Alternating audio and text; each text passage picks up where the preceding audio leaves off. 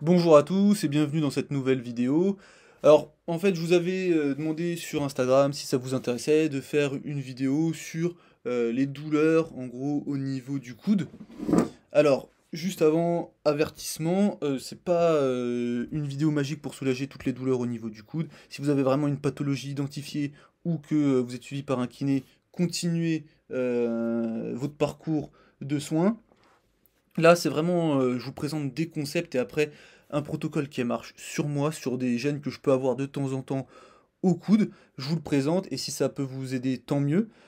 Je vais vous présenter là la partie théorique. C'est hors de question de vous faire juste une vidéo, 3 exercices pour sauver vos coudes et avec, sans vous expliquer, sans rien vous expliquer ou alors utiliser des concepts un petit peu bancals et pas appuyés par la science pour vous aider. Donc là, on va faire vraiment la partie théorique qui est relativement approfondie. Je me suis servi en partie de ce que j'ai pu voir dans les formations FRC et FRS, ISM. Donc FRC en général, vous connaissez bien parce que sur les réseaux, c'est à la mode. Et FRS, ISM, c'est en gros moins connu, mais c'est le niveau supérieur. Voilà, c'est le niveau 2, on va dire. Alors là, on va commencer avec l'importance de la capsule articulaire. Donc moi, je vais vous parler du coude. Donc là, j'ai mis une capsule articulaire au niveau du coude. Donc je voulais souligner partout. Dans cette capsule articulaire, on va avoir des mécanorécepteurs, 4 types de mécanorécepteurs. Si vous voulez plus d'informations sur ça, dans la vidéo sur les ligaments, il y a toute une partie sur les mécanorécepteurs. Je vous invite à aller la regarder. Je vous la mettrai de toute manière en description. Les mécanorécepteurs, on les retrouve dans la capsule articulaire, on les retrouve aussi dans les ligaments. Et ceux qui vont nous intéresser, c'est ceux de type 2. Pourquoi? Parce qu'ils sont présents, eux, dans toutes les capsules articulaires. Ils sont considérés comme les indicateurs les plus sensibles au niveau des changements de tension, que ce soit pour les ligaments ou pour la capsule.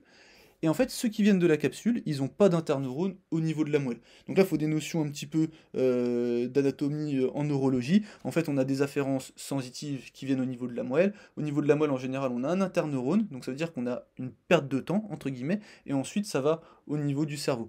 Mais en fait, les récepteurs de type 2 qui sont les plus sensibles et qui viennent de la capsule, eux, ils n'ont pas cet interneurone. Donc c'est l'information qui arrive en premier au niveau du cerveau. Donc, c'est l'information qui est la plus importante pour le cerveau. En fait, il dit vraiment ce qui se passe au plus proche de l'articulation. Et donc ça, c'est très important. Avant de continuer, je voulais juste dire une chose que j'ai pas dit dans l'introduction. On parle de douleur au niveau, je vais vous parler de douleur notamment au niveau du coude. La douleur, c'est quelque chose de complexe. On peut pas, on parle de modèle biopsychosocial de la douleur. Bon voilà, là, on va vraiment être dans la partie biomédicale, biomécanique de la douleur, hein. C'est tout ce que je vais vous présenter là.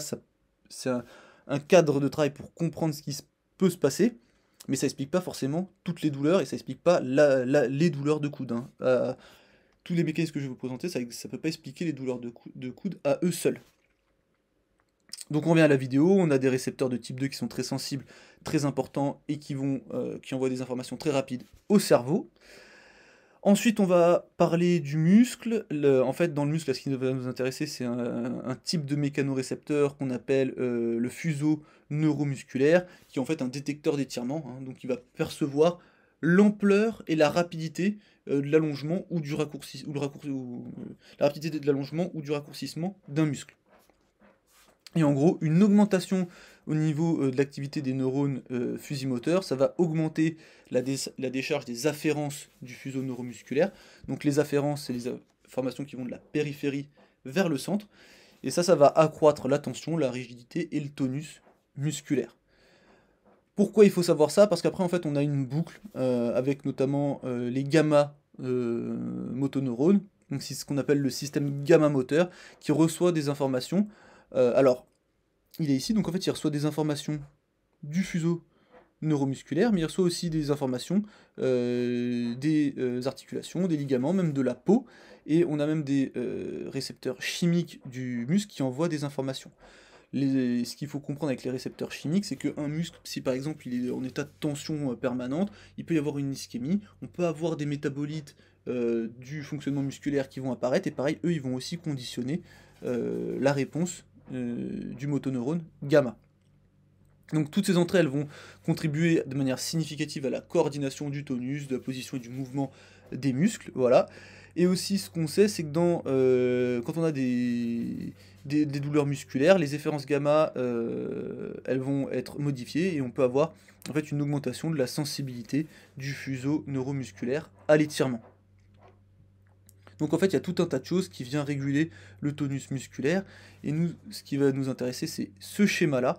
Donc en fait, là, on a un muscle primaire, des informations qui sont envoyées, donc ça, c'est des afférences, et qui vont ensuite créer des efférences au niveau soit du motoneurone alpha, soit du gamma motoneurone.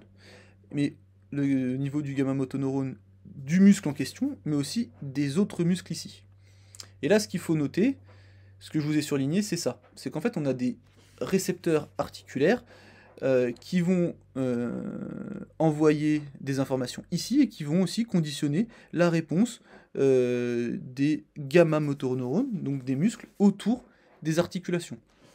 En gros, si on a une capsule de mauvaise qualité, avec par exemple moins de mécanorécepteurs, c'est du tissu conjonctif, la capsule, donc s'il n'y a pas assez de contrainte qui est appliquée sur ce tissu, on peut avoir un tissu qui va devenir cicatriciel, donc qui va être avec du collagène qui va être moins bien orienté. Pareil, sûrement une diminution des mécanorécepteurs, ça on va le voir juste après. Et donc en gros, ça peut engendrer des problèmes de douleurs musculaires. Donc est-ce que... Alors là je vous ai mis des endroits où on peut avoir des douleurs, notamment au niveau de la partie latérale du coude, la partie médiale du coude. On peut avoir des douleurs, en général on dit que c'est des tendinites, mais est-ce que ça pourrait pas être des douleurs d'origine musculaire dues à un problème articulaire avec une capsule en fait qui est de mauvaise qualité parce qu'elle n'a pas assez bougé, elle n'est pas assez stimulée, il n'y a pas assez d'espace, peut-être qu'elle est un peu... il y a du tissu cicatriciel de moins bonne qualité, et du coup des informations moins bonnes qui arrivent, et les muscles qui viennent se contracter autour de cette articulation. Et ça pourrait être une explication de certaines douleurs. Alors ensuite, qu'est-ce qui modifie la densité des mécanorécepteurs? Alors on a surtout des études sur les ligaments. Donc déjà on a l'immobilisation, ça va diminuer le nombre de mécanorécepteurs, et en plus ceux qui vont rester, ils vont avoir une morphologie qui va changer, donc vont devenir moins efficaces. A l'inverse, quand on va stimuler la zone, on va stimuler les mécanorécepteurs, la densité va réaugmenter et on va inhiber en plus les nocicepteurs. Donc on revient toujours sur quelque chose, le mouvement c'est hyper important. Quand on a vraiment des lésions, parce qu'une immobilisation c'est pas forcément une lésion, mais quand on a des lésions par exemple au niveau du ligament croisé antérieur, pareil on a une perte et un endommagement des mécanorécepteurs. Et donc en fait, par extrapolation, on peut se dire que si on a une capsule qui bouge pas beaucoup, donc il y a des zones qui vont être un peu moins mobiles, parce qu'en fait vous n'allez pas explorer toutes les amplitudes au niveau de la capsule, vous allez avoir peut-être une perte de mécanorécepteurs à certains endroits. Perte de mécanorécepteurs, on revient ici, des informations moins bonnes, et en fait tout ce qui va en découler ici peut-être va être de moins bonne qualité. Donc après on va pas parler de rupture parce que on va pas parler vraiment de lésions tissulaires, mais juste si on stimule moins, peut-être qu'on peut avoir ce type de réaction. Et pareil dans le cas d'arthrose de hanche, on a des densités de mécanorécepteurs qui vont être réduits. Ensuite, je voulais vous parler de la loi de Hilton. Ils en parlent dans la formation FRC. Là, moi, je suis allé un tout petit peu plus loin parce que du coup, je vous ai mis un article sur la loi revisitée. Et on va voir des petites choses. Et puis, de toute manière, les vidéos, elles sont faites pour aborder pas mal de sujets. Donc, la loi de Hilton, qu'est-ce qu'elle dit? Alors là, vous l'avez en anglais. Elle est un peu longue et un peu... elle est très subjective, on va dire, et en fait, ils ont essayé de la rendre objective dans cette étude-là pour pouvoir vraiment l'appliquer et voir si elle est vérifiable ou non, si elle est correcte ou non. Donc en gros, c'est un nerf qui, quand il innerve les muscles qui traversent une articulation, en fait, il innerve le muscle, mais il innerve aussi l'articulation et la peau au-dessus du muscle. Voilà, en gros, ça c'est la loi de Hilton, c'est une loi sur l'innervation. Et en fait, donc dans cette étude-là, justement, ils ont regardé au niveau de tout le corps et ils ont déduit qu'elle était vraie. Donc là, vous avez un exemple sur l'articulation de l'épaule avec les nerfs et leur origine, les muscles qui mobilisent l'articulation, l'innervation cutanée. Vous avez toutes les explications. Et au niveau de l'épaule, ça a été confirmé par une étude encore plus récente sur les innervations sensorielles de l'épaule. Et eux, ils disent que, en gros, la loi de Hilton, elle est vraie au niveau de l'épaule. Ça, c'est le type d'innervation qu'on peut avoir au niveau d'une capsule, donc le capsulotome, sinon donc dermatome c'est pour l'innervation au niveau de la peau, myotome c'est pour des muscles, et on a le capsulotome pour la capsule. On peut avoir une innervation plutôt simple, hémisphérique, avec en gros une double innervation, comme par exemple l'articulation tibiofibulaire avec une innervation par le nerf fibulaire et le nerf tibial. Et après on peut avoir des innervations un peu plus complexes, encadrant, comme par exemple au niveau de l'épaule justement, avec voilà, un cadran ici, voilà, en fait on va avoir une partie de la capsule qui va être innervée par un nerf.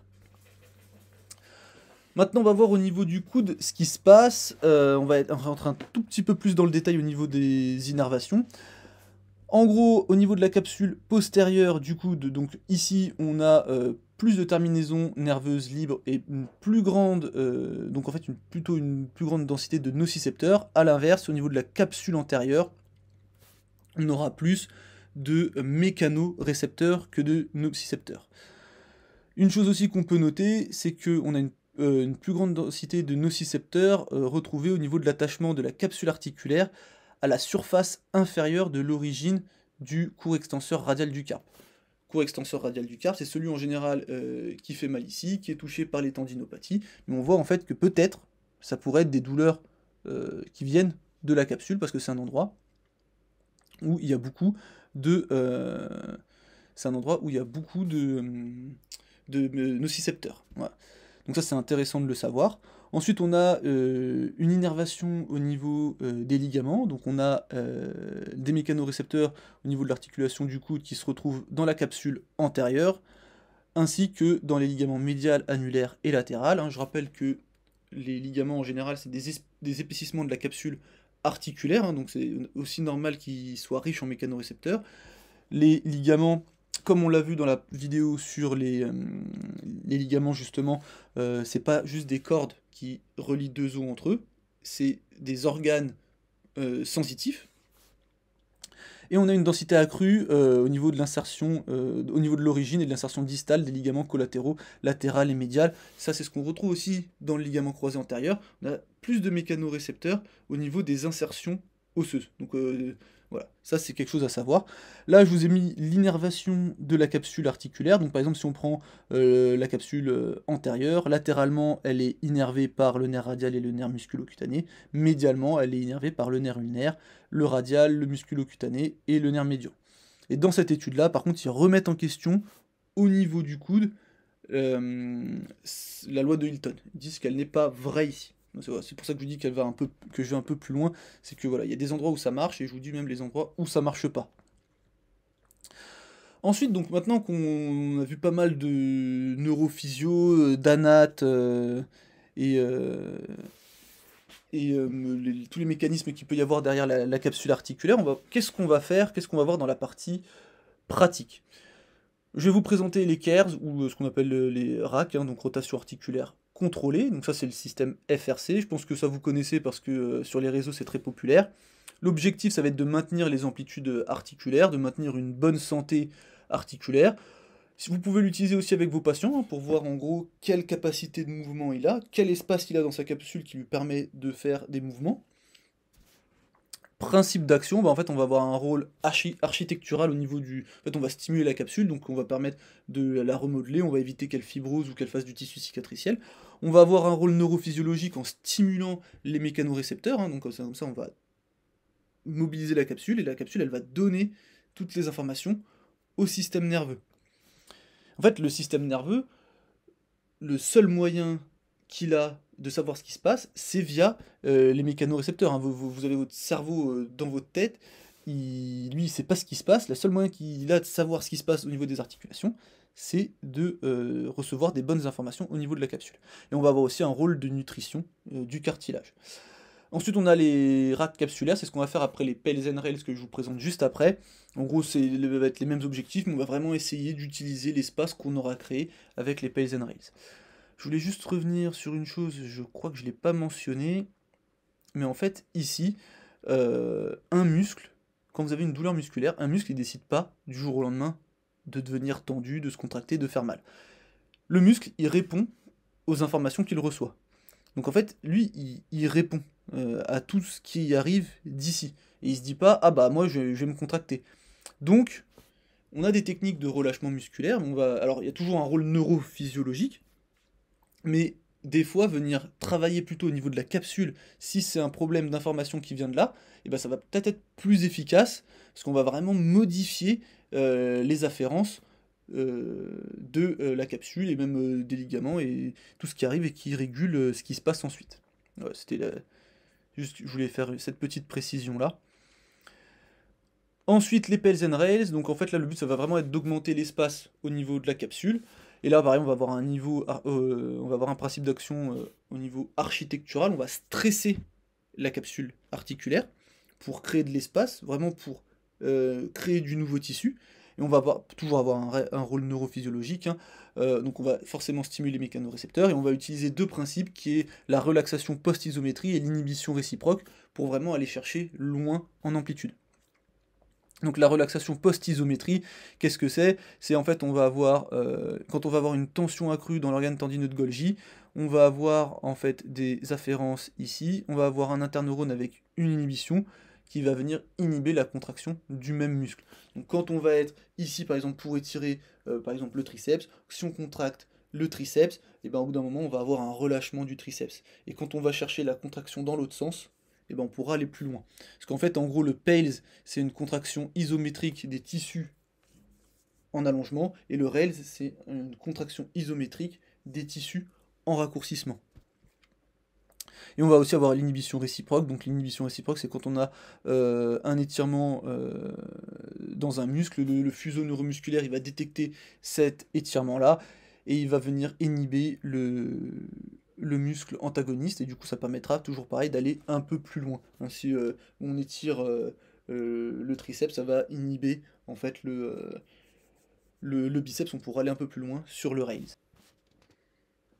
Donc là je vous ai parlé du travail au niveau capsulaire, articulaire on va dire, et dans la vidéo pratique on parlera aussi de travail musculaire. Et dans le coude, il faut bien comprendre qu'il y a un rôle important des muscles rotateurs. C'est vrai que quand on parle coude, en général, on pense flexion-extension, mais on va voir que les rotations sont en fait très importantes. Et dans le système FRS, en fait, ils ont une règle, c'est que les articulations périphériques, c'est d'abord des articulations de rotation. Parce qu'en fait, les muscles qui sont au plus proche de l'articulation, les plus profonds, ce sont des rotateurs. Donc, ce qu'on retrouve au niveau de l'épaule, on va retrouver ça au niveau de la hanche, et on va voir qu'au niveau du coude, on peut retrouver la même chose. En fait, au niveau du coude, on a le supinateur, c'est le muscle le plus profond, et en fait, c'est un rotateur, hein, il fait de la supination. En plus de ça, donc il a une insertion au niveau de l'humérus, il s'insère aussi au niveau de l'ulna, il s'insère au niveau du radius, donc il est très bien placé pour monitorer les rotations. Et en plus de ça, il s'insère sur des zones où il y a des mécanorécepteurs. Donc il s'insère sur le ligament collatéral radial juste ici. Et alors, dans les livres d'anatomie, on ne voit pas, mais je vous ai mis une référence ici. Il s'insère aussi sur le ligament annulaire, le ligament annulaire, lui, contrôle en fait les rotations au niveau du radius. Donc il s'insère sur une partie qui contrôle les rotations, très proche de la capsule articulaire. Il y a même des études qui montrent qu'il y a un complexe entre supinateur, capsule et l'extenseur, le court extenseur radial du carpe. Là, je vous ai pas mis la référence, mais je vous la mettrai dans en gros, si vous voulez le PDF, les diapos, vous rejoignez le Discord et je mets les diapos à chaque fois. Ok. Et donc du coup, il y a ce supinateur-là, très proche des lieux où il y a des mécanorécepteurs, très proche de la capsule articulaire où on a les mécanorécepteurs qui sont très importants. Donc voilà, on voit qu'il a un rôle important dans cette gestion des rotations et en fait des informations qui vont être envoyées au système nerveux. Et ensuite on a un autre muscle rotateur qui va être intéressant, ça va être le rond pronateur. Alors lui, pareil, il s'insère au niveau de l'humérus ici, il s'insère au niveau de l'ulna et il s'insère au niveau du radius. Et en fait, son chef ulnaire, quand on zoome un peu, il s'insère sur la capsule articulaire aussi. Et en fait, dans cette étude-là, on nous explique que l'activation musculaire du rond pronateur, ça va augmenter la tension dans la capsule. Donc pareil, en fait, hein, il s'insère sur humérus, ulna radius, donc très bien placé encore une fois pour contrôler les mouvements de rotation, et en plus il s'insère sur un site où il y a beaucoup de mécanorécepteurs et qui est important toujours pareil pour le système nerveux. Après il y a d'autres muscles qui s'insèrent sur la capsule, tendon conjoint des épicondyliens médiaux, on a l'enconé, on a le brachial, on a le court extenseur radial du carpe et tout ça. Donc j'espère que cette partie théorique elle vous a plu, elle était quand même assez chargée. Je vais vous mettre d'autres vidéos à voir à côté de celle-là pour bien la comprendre, donc les 2 vidéos sur les ligaments et les vidéos, de neuro que j'ai fait il y a pas longtemps. Et puis on se dit à la prochaine pour, la mise en pratique. À bientôt, salut.